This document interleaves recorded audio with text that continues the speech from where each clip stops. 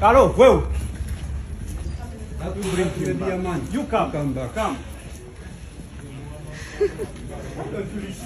We don't need to be afraid. Have you brought that? Yes. Where is he? Then to go back and get it.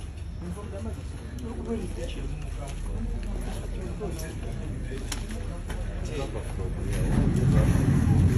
Get that bread station.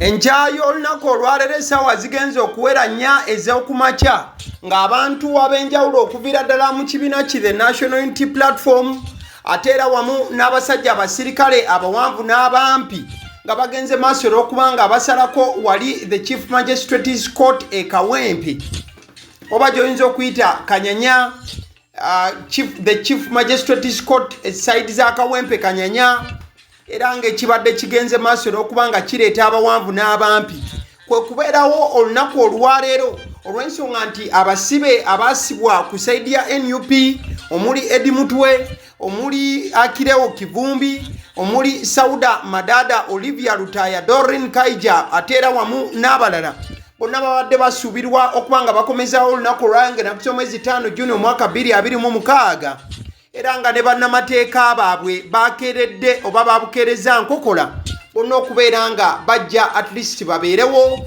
okulaba nti bakolaakolako buli ekisoboka okulaba nga abasibe abaasibwa ku misango egy'enjawulo wabula bonna nga bawagizi b'omukulembeze wa National Unity Platform wamu n'ekibiina kyennyini okutwaliza awamu at least nga abannamateeka bano bakola ekisoboka okulaba nga bano bateebwa. Olunaku olwaleero essuubi libadde waggulu nnyo nnyini ddala olw'ensonga nti mubaddemu n'okubeera nga bakola okusaba n'okuteekamu akawaayiro kali aka mandatory bail oba bail eyina okuba nga eweebwa omuntu singa aba amaze ekiseera kiwanvu nnyo mu nkomyo wabula ng'ate tagenda maaso nakubanga awezesebwa. Era olunaku olwaleero essuubi libaddewo nnyo nnyini ddala nti osanga Alex Waiswa Mufumbiro Eddy Mutwe bo bandibadde at least bateebwa wamu n'Akirewo Kivumbi olw'akaseera akawanvu ennyo ke babadde bamaze mu kooti ke babadde bamaze mu kkomera wabula bwe tubadde mu kooti eyo eya Kawempe Magistrates Court wali e Kanyanya mukwano gwange omulamuzi abadde asuubira okubeera mu mitambo gy'omusango guno ow'ekitiibwa Chief Magistrate Doreen ayimbisibwe ojja kujjukira nti ensangi zino obutambi tebukyakkirizibwa kukwatibwa munda oyo ne Eddy Mutwe obutambi tebukyakkirizibwa kubanga bukwatibwa munda kati tukwatako ko wano nga bayingira ne mu kaseera nga bafuluma wabula ebivudde munda mu kooti n'olunaku olwaleero omulamuzi agaanye okuba nti awa abasibe ba NUP bail oba agaanye okuba nga abata bawozenga nga bava bweru emu ku nsonga esinza okuba nga esimbwako essira omulamuzi agambye nti oludda lw'aba Eddy Mutwe oba olw'aba NUP ba lawyers oba gy'oyinza okuyita defense team nti tereeseeyo kintu kipya mu kusaba kwayo okw'okuwa bail nabwe kityo n'agamba nti tasobola kubanga awaawo nsala ya njawulo okuva ku nsala eyasembayo era lwe yagaanira okuba nti awa bano bail kati agambe nti bannamateeka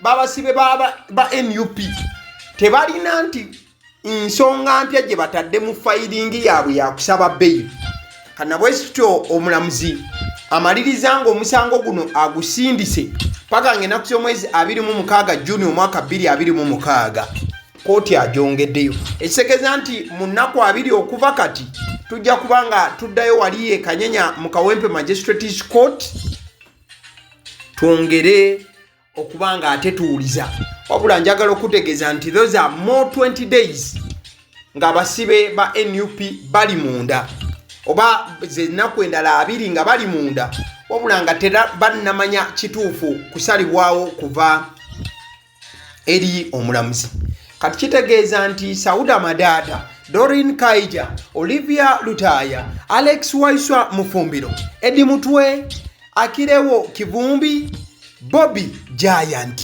wamu ne bannaabwe baddiziddwayo olunaku olwaleero. Kati olunaku olwaleero bwe tuwadde ku kooti waliwo munnamawulire omusajja wattu awonye okuzigwamu. Obusajja bubadde bugenda kumulya. Kati gayono bambi babadde oba balowooza nti agenda kuyingira n'abasibe bano munda mu kooti. Jjukira kooti yagoba amawulire munda mu kooti mu musango guno. Yagana omuntu yenna okuddamu okusaalimbira mu kooti ng'okwata obutami. Kugambye tukkirizibwa kukwatako wano bweru nenga bafuluma kyokka. Wabula munda toyina kyokwata. Kansooke nkuddiremu kuzanyire ka video kano owulire abasirikale engeri gye bakowodde gaayo ono. N'okubanga bamubuuza kajojijoji w'ebibuuzo ku kiki ddala kyabadde ayagala okuba nga akola.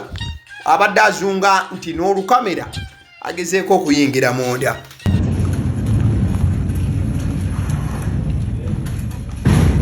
Tell him, hello, whoa. You come back. Come.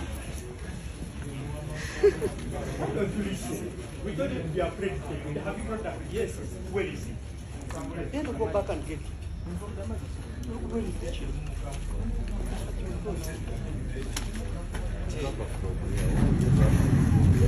Get that French station.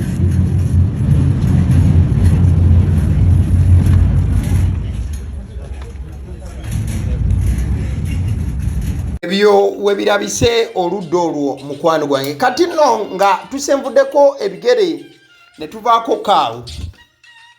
Mukwano gwange ku side y'ekirwadde ekizingiza ensi era ekitandise okuba nga kiwanuka amatanga n'okutiisa abantu. Ekitongole ky'ensi yonna eky'ebyobulamu kyavuddeyo ne kigamba nti omuwendo gw'abantu abalina obulwadde obwa Ebola wali e Congo nti omuwendo gwasse nnyo okusinga ababadde bateeberezebwa.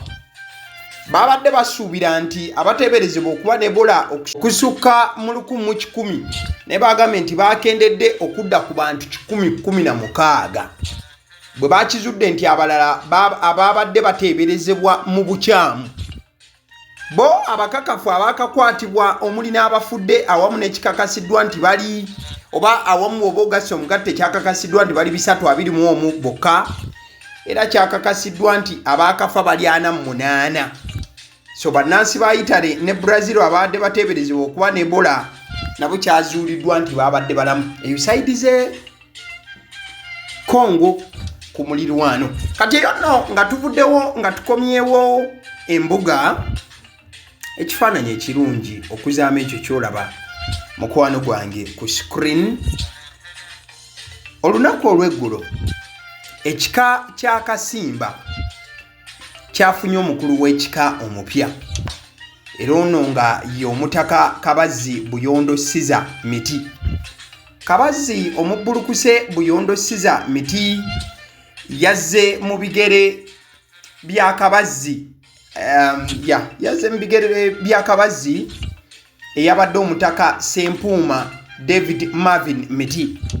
Katikkiro w'ekika kya Kasimba Lwanga Edward Brown Buyondo ye yayanjulidde Katikkiro Charles Peter Mayiga Kabazzi omubbulukuse. Kati Katikkiro Mayiga yasigaza omulimu gw'okwanjula Kabazzi omupya oba we nategeeredde bino Katikkiro yabadde asigazza omulimu gw'okubeera nti ayanjula Kabazzi omupya eri mukama we Ssaabataka Ssaabasajja Kabaka. So oyo mu kifaananyi gw'olaba ye mukulu w'ekika omupya omutaka Kabazzi Buyondo Siza Miti. Kati oluvannyuma lwa bino byonna nga bimaze okubaawo nalabyeko ow'ekitiibwa Katikkiro Charles Peter Mayiga ng'awa obubaka oluvannyuma lw'okubeera nti yabadde ayanjuliddwa omutaka Miti Siza Buyondo. Yagambye bw'ati Katikkiro Charles Peter Mayiga: nyanjuliddwa omutaka Miti Siza Buyondo Kabazzi omukulu w'ekika kya Kasimba omubbulukuse azze mu bigere by'omutaka Miti Sempuuma David eyabula ku lwokubiri nga 2 ogw'omukaaga 2026. Nebaza ab'ekika kya Kasimba olw'okugoberera ennono z'ekika mu kufuna jjajjaabwe omujja wamu n'olukiiko lwe baakoze nalwo omukulu w'ekika kya Kasimba omujja Kabazzi Miti Siza Buyondo musabye okukumaakuma bazzukulu be obulungi n'okumanya nti Kabaka ye Ssaabataka gwatusinze nnyo ayi beene. So ab'ekika kya Kasimba kye kiseera mutandika okubeera nga mubuukula n'okukyacanca olw'ensonga nti omukulu w'ekika omupya Omutaka Kabazzi yafuniddwa dda. Kati nno mukadde ke kamu nga tukyali ku ludda lwa Buganda ku lw'omukaaga luno ekibanyi kigenda kugwa n'amenvu ku fayinalo y'empaka z'ebika bya Buganda ng'enkima ettunka n'emmamba kakoboza ku kisaawe Wankulukuku. Kati bw'obanga okimanyi nti nno ggwe weddira nkima simanya weddira mmamba kakoboza kyekiseera omutima gutandika okutunduga anti abatatuuka ku fayino bba emitima tegibali waggulu ng'eyabuulira ow'olugambo. So mikwano gyange olw'omukaaga luno ekibanyiro ekigenda okugwa n'amenvu ku fayino y'empaka z'ebika by'Abaganda enkima yakubanga ettunka n'emmamba kakoboza ku kisaawe Wankulukuku. Bakira nga tuvudde ku mupiira ogw'ebigere, omupiira ogw'okubaka ente yakubeera nga ettunka n'emmamba namakaaka ebeera namakaaka emmamba namakaka naye ab'emmamba nga mulina emmamba nnyingi. Ab'emmamba mujje naffe mutuweku emmamba nnyingi nnyo. Kale nzikiriza nkutegeeze ku bannaffe aba Honeybites bagamba nti bo omulimu gwe bakola gwa kukolera byakulya eby'abaana abadda ku masomero. Bwe tugamba abaana abadda ku masomero saabo bokka abadda ku masomero wabula n'ababeera ewaka balina package ey'ebyokulya eby'abaana mu line efaananako bw'etyo. Gwe bakubire bukubizi obagambe njagala package y'ebyokulya by'abaana abali ku masomero oba abaana abalya ebyokulya. Balina ebyokulya yogera ku daddies, yogera ku binyeebwa, amawogola, yogera ku bagiya, yogera ku cupcakes, yogera ku donuts. Osobola okubafuna ku 0709 78 75 08.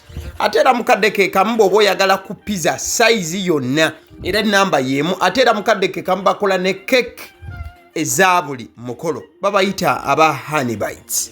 Njagala n'okutegeeza ku bannaffe aba Alson Painters UG, bano basiizi ba langi era nga balina obukugu mu kusiiga langi era bamanyi ne langi ki egenda ku kizimbe kyo era mu ruumu ki. Tebasobola kuddira langi yandigenze mu kisenge ate ne bagisiiga mu ddiiro ey'omu dining ne bagisiiga mu kinaabiro. Nedda, Alson Painters UG omulimu gw'okusiiga langi bagukugukira ddala. Basiiga ebizimbe okuviira ddala ku ruumu emu paka ku makalina n'amakalina. Gwe bakubire bukubizo bagambe nti Alson Painters UG namaliriza okuzimba ekizimbe kyange. In fact ne bw'oba olina ekizimbe nga kikadde nga olaba langi yakyo efaanana si bulungi, Alson Painters UG bazze kugonjoola ensonga eno. Bakubire ku 0705 1936 be bannaffe aba Alson Painters UG. Aba Eddy Omusunsuzi ly'erinnya eryange yenze aba Eddy Omusunsuzi. Yenze atuula emabega w'omuzindaalo buli lunaku era ly'eddoboozi ly'owuliriza ku mukutu guno aba Eddy Omusunsuzi ly'eddoboozi eryo era ng'omukutu kw'oli gwe guno ogwagaliwo. Nagamba nti information yonna gy'olaba ku channel eno tetugattamu kintu kyonna ate tewali kye tutoolamu. Information nga bw'eba eyingiddewo ffe bwe tugikwata ne tugikuwa. Kati gwe omulabi n'osalawo ki eky'okukozesa information eyo. Kati ky'ogenda okukola mukwano gwange bw'oba omaliriza okulaba vidiyo eno, likinga, commentinga ki ky'olowooza, mukadde ke kamu subscribinga bw'oba nga omukutu guno oli mupya. Ate era mukadde ke kamu sharingira mikwano gyo girabe vidiyo eno ate ne videos endala ku mukutu guno. Agaliwo YouTube channel, mwebale kutulaba.